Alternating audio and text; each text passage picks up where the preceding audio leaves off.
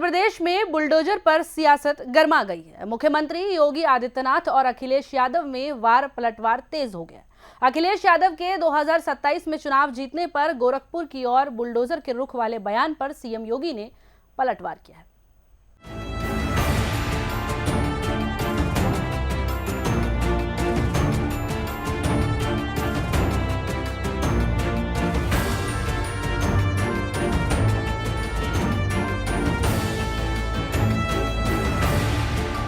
मुख्यमंत्री योगी आदित्यनाथ ने कहा है कि बुलडोजर पर हर व्यक्ति का हाथ नहीं फिट हो सकता, इसके लिए दिल और दिमाग होना चाहिए। इस पर अब अखिलेश ने भी जवाब दिया है। उन्होंने कहा कि बुलडोजर का दिमाग नहीं होता, जनता का पता नहीं कब स्टीयरिंग बदलती। अखिलेश ने कहा कि बुलडोजर नाइंसाफी का प्रतीक है। प्रदेश सरकार क्या बुलडोजर चलाने के लिए माफी मांगेगी? अब सुप्रीम कोर्ट ने भी फैसला सुना दिया है। अखिलेश ने कहा कि उपचुनाव की 10 की 10 सीट पीडीए को जनता जिताने वाली है। उन्होंने कहा कि सबसे ज्यादा अगर कोई आज दुखी है तो हमारे शिक्षक हैं। आज यूपी में किसी भी स्तर पर अपॉइंटमेंट हो, सब पर उंगलियां उठ रही। कल कोर्ट ने कहा है कि अब बुलडोजर नहीं चल सकता।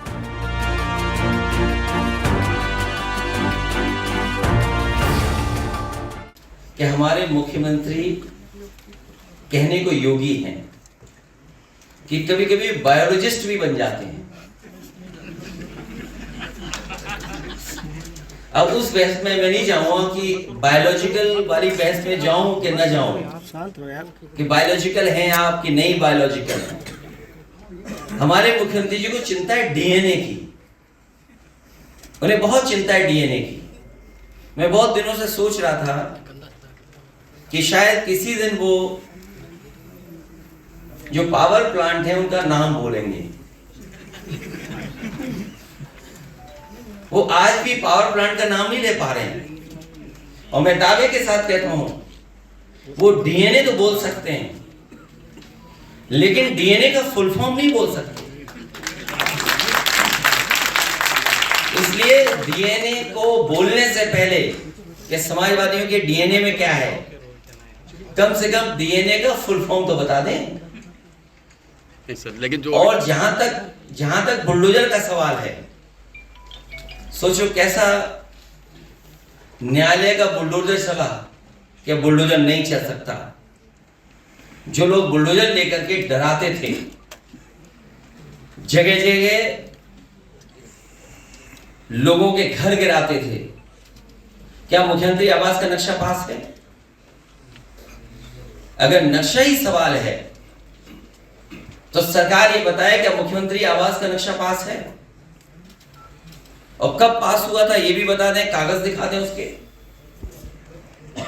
इसका मतलब ये हुआ कि आपने जानबूझ करके जिनसे आपको बदला लेना था, नीचा दिखाना था, और अपनी सरकार की ताकत पर, अहंकार पर आपने जानबूझ करके बुलडोजर चलाए, जिसका परिणाम यह है कि हाई कोर्ट से लेकर के सुप्रीम कोर्ट ये कह सकता है कि बुलडोजर संवैधानिक नहीं है, अनकॉन्स्टिट्यूशनल चीज है,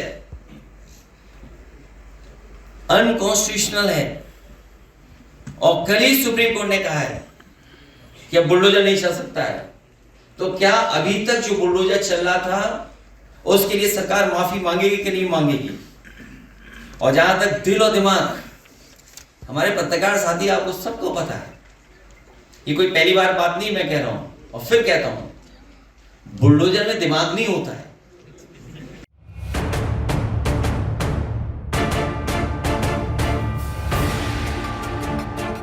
दरअसल अखिलेश यादव ने कहा था कि 2027 में सरकार बनने के बाद सभी बुलडोजरों का रुख गोरखपुर की तरफ कर दिया जाएगा। इसी की प्रतिक्रिया में योगी ने नियुक्ति पत्र वितरण कार्यक्रम में अखिलेश यादव पर हमला बोला। सीएम योगी ने अखिलेश यादव को जवाब देते हुए कहा कि बुलडोजर पर हर व्यक्ति के हाथ फिट नहीं हो सकते, इसके लिए दिल और दिमाग दोनों चाहिए। बुलडोजर जैसी क्षमता और दृढ़ प्रतिज्ञा जिसमें हो वही बुलडोजर चला सकता है। दंगाइयों के आगे नाक रगड़ने वाले लोग बुलडोजर के सामने वैसे ही पस्त हो जाएंगे। उन्होंने कहा कि टीपू सुल्तान बनने के सपने देख रहे हैं। इन लोगों को मुंगेरी लाल के हसीन सपने देखने की आदत हो गई है, जो कभी पूरी नहीं होगी।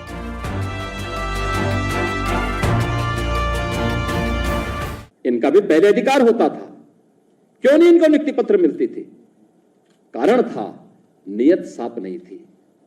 चाचा और भतीजे में होड़ लगती थी वसूली को लेकर के, कौन कितना वसूल कर ले।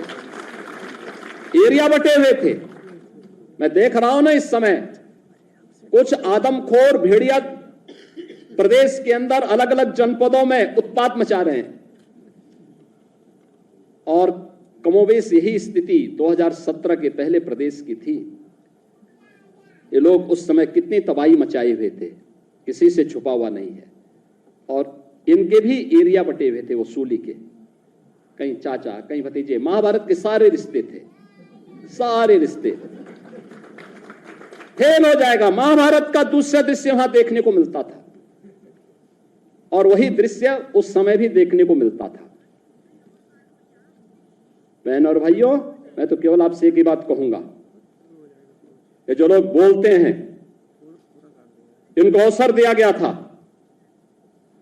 जब उन्होंने नहीं किया है और जब इन्हें अवसर मिला है कि वो लूट खसोट किए हैं, तो इनको फिर से ये लोग कुछ भी बोले, कभी विश्वास करने की आवश्यकता नहीं। ये लोग बोलते रहेंगे क्योंकि इनके पास अब बोलने के सिवाय कुछ भी नहीं बचा हुआ है। जनता इनको देख चुकी है, इनका गुंडागिर्दी देख चुकी है, इनकी अराजकता देख चुकी है। तो देखा आपने उत्तर प्रदेश की राजनीति में किस तरह से वार पलटवार का दौर चल पड़ा है। हो भी क्यों ना, क्योंकि आने वाले दिनों में यूपी की 10 सीटों पर उपचुनाव होने हैं, इसीलिए राजनीतिक बयानबाजी अपने चरम पर है। फिलहाल इस खबर में इतना ही। आप देखते रहिए यूपी की बात।